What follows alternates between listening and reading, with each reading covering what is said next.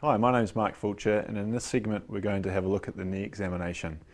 We're going to have two clips here. The first one is just going through my basic knee examination, and in the second clip we'll look at some techniques that we can use to look specifically for overuse knee injuries. We've got Lucy along to help us, and so like I said, we're just going to do what I usually do. So obviously the first thing with examining any lower limb joint is to have a look at the patient's gait. And generally you've had a good opportunity to do that moving from the waiting room to your consultation room. So you basically just want to have a look to see if there's any evidence of an antalgic gait or whether the patient's displaying a normal heel-toe gait. So we're going to assume that we've already done that. We'll get Lucy to stand up to begin with. So the first thing I like to do is to ask the patient to squat down deeply. Now this isn't a specific test, but I think it is a good screening tool because if the patient's able to squat, I think it's unlikely that they've got a significant intra-articular pathology. So Lucy, are you able just to squat down deeply on your haunches? So most patients are able to sit comfortably down there. So if we get you to go down again, Lucy, and then maybe I'll ask them to roll onto put their weight onto their right side and then back onto their left side and just see whether they're able to do that comfortably. We'll then get you to come lie down, Lucy, and we'll have a look at some things which we do in a supine position. So from the end of the bed, we're just going to have a look at Lucy's overall alignment, looking for any obvious asymmetry, scars or swelling over the knee. So from the end of the bed, it can be useful to pick up the heels and just bounce the knees into extension and seeing whether there's any pain or restriction with that movement. It's quite a good way to compare between the two knees. The other thing I like to do is to ask the patient to contract their quads or push their knees back down into the bed, and you can have a look and compare the two to see whether there's any wasting or asymmetry of those muscles. So next we're going to move to the patient's side and have a look at the knee examination proper. So from the side I think it's good again to have a look at the quads box, so we'll ask you to contract your quad again and just having a look for any asymmetry, any obvious swelling around the knee.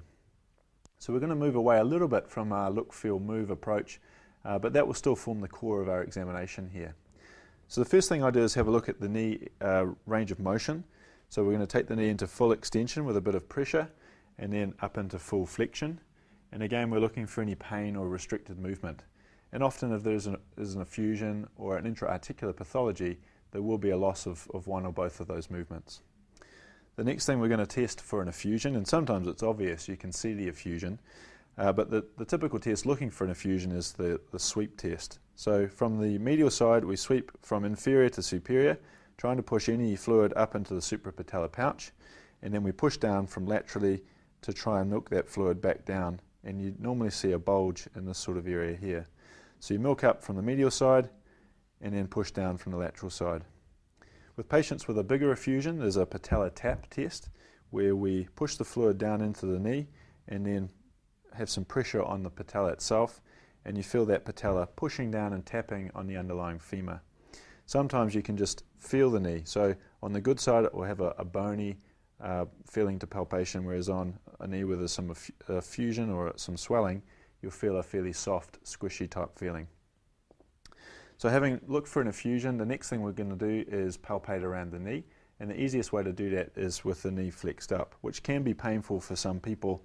So you just need to be a little bit careful getting into that position. So we're going to start from the medial joint line. So we find that joint line and then we palpate around anteriorly towards the tibial tubercle, which is important to palpate. And then continuing around the lateral joint line, and then you can palpate the superior tib-fib joint and glide that joint. Then we palpate up the patellar tendon. Patients with patellar tendinopathy often have pain and tenderness around the proximal part of the patellar tendon and inferior pole of the patella, which is actually generally more pronounced with the knee fully extended. We're going to palpate over the patella and then up over the quadriceps tendon and then down into the medial patellar retinaculum, which is typically injured if someone has had a patellar dislocation. Some other points that are useful to palpate around the medial femoral condyle, which is where the MCL is typically injured, and then around the lateral knee at the lateral femoral condyle where someone would have tenderness with IT band friction syndrome. So having done that, we're going to drop Lucy's knee down into extension and we're going to assess the ligamentous structures around the knee. And so first we're going to have a look at the collateral ligaments. And so for the medial ligament, a stress test is applying a valgus force. So first an extension and then we take the knee into 30 degrees flexion approximately and have the same degree of force. And you should feel a good firm endpoint with that movement. Again, similar for the lateral collateral ligament, you take the knee in extension and apply a varus force this time. There's often a little bit more laxity than the MCL, and then into 30 degrees of flexion. So another way to assess the collateral ligament is to take the knee into a figure 4 position, and you ask the patient just to let the knee hang nice and relaxed, and in that position you can actually palpate the lateral collateral ligament as a small cord-like structure under your thumb or finger. So we'll put the knee back into extension. The next ligament we're going to have a look at is the anterior cruciate ligament, and Lachman's test is the best way to assess that. So basically with this test, we're trying to translate the tibia forward anteriorly relative to the femur. And so it's important the patient's nice and relaxed, so you want to externally rotate the hip a little bit and just move the knee up and down just to get them nice and comfortable. And then in that position, you just apply a forwards and backwards motion. And you should feel a good clunking sensation as the ACL becomes taut. If you're not sure, it's always a good idea to compare to the other side. And again, if you're not sure, it might be worth referring them on to someone else or for some further imaging. The next test is looking at the posterior cruciate ligament. It's a posterior draw or posterior sag test. And so we have the knee back up into that 90-degree position, and we're going to sit on the patient's foot. But before you do that, it's obviously a bit of an invasive thing to do, so you want to make sure that's okay. So Lucy, is it okay if I sit on your foot? So we'll get up on the bed there. And what we're trying to do is pull the femur anteriorly, first for the ACL, but then more importantly posteriorly, looking for a firm endpoint or sag. So we have a good grip of the tibia. Lucy's hamstrings are a bit tight, so we just say, look, can you relax your hamstrings a little bit? And then we pull anteriorly and then posteriorly. And that's the more important part of this test, looking to see if there's any posterior laxity with that movement. Another way to assess for PCL deficiency is to look for a posterior sag. And to do that, we have both knees flexed up next to each other. And to do that, we get down next to the knees from side on, and we have a look at the position of the two tibial tubercles. And we're looking to see if they're sitting in the same plane, or if there's a PCL deficiency, we'd expect the affected knee to be sitting more posterior relative to the other side. And so we can see from Lucy's knees that these are perfectly aligned and that she appears to have a normal PCL. So we're going to move on now to look at a test to assess the menisci. So there are lots of tests that we could potentially use, but none of them have very good sensitivity or specificity. So this is the test I use. It's simply a tibial rotation test. So we start with the knee in a flexed position, and we put our finger and thumb over the medial and lateral joint line. Then we're going to take the heel and bring the knee into a more flexed position, and in that position add a degree of tibial rotation. So we're turning internal tibial rotation and then external tibial rotation. So as we internally rotate, we compress the lateral compartment, and as we externally rotate, we compress the medial compartment. And that test should reproduce some pain or a clicking sensation. Now that test obviously isn't any more sensitive or specific than the others, so it's about painting the picture of a meniscal injury. So patients should also have an effusion, a loss of either flexion or extension or both, or they should have some joint line tenderness, which is actually quite a sensitive test. So from there, we're going to look at some patellofemoral joint tests. The first of those is the patella apprehension test, which is a test we use to look to see whether someone's had a patella subluxation or dislocation.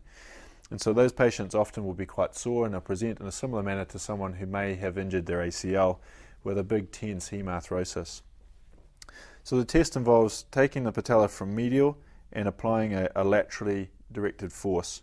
And so often that will be quite a bit of pressure, but we want to add that pressure nice and carefully so that we don't cause the patient too much grief.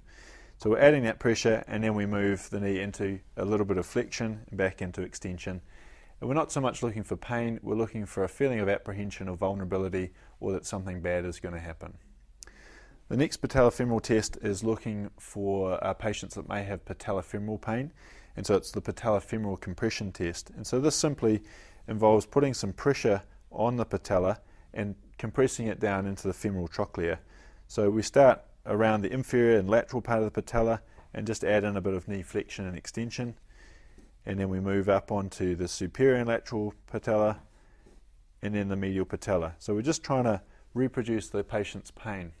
One of the things with this test is it's often uncomfortable for everybody, and so we want to see whether that's reproducing their pain or it's just creating a sense of discomfort.